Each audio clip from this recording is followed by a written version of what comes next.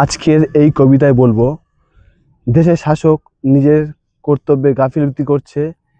সে প্রশ্নের মানুষকে জবাব দেবে না, তাই হিন্দু মুসলিমের মধ্যে দাঙ্গা বাঁধাচ্ছে। এই দাঙ্গা বিভেদের জবাব দিতে আজকের এই কবিতা। ধর্মের দোহাই আর কত, এমএসবি শাহরিয়ার ইমতিয়াজ। হিন্দু ধর্ম বিপদ আছে, তাই আজ তেলের দাম বেশি। হিন্দু ধর্ম বিপদে আছে, কৃষক ভাই দিচ্ছে ভাসি। হিন্দু ধর্ম বিপদে ছিল না, দেশের মানুষ শান্তিতে ছিল।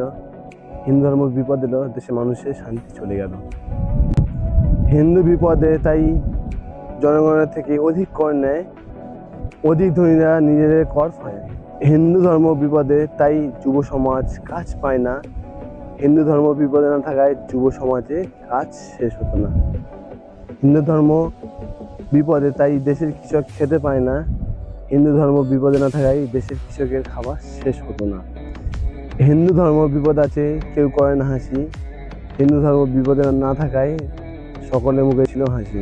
প্রশ্ন একটাই, দেশের শাসক হিন্দু, তবু বিপদে কেন? তোমরা সবাই মূর্খ, সঠিক সত্য জানতে চাও না কেন? শাসক বলতে পারবে না দেশের যুবক কেন এত বেকার, উত্তর দিতে পারবে না, সেই জন্য ধর্মীয় বিভেদ দরকার। হিন্দু ধর্ম বিপদে নেই, দেশ বিপদে আছে। দেশ বাঁচাতে গেলে সবাই বলো আমরা ভাই ভাই।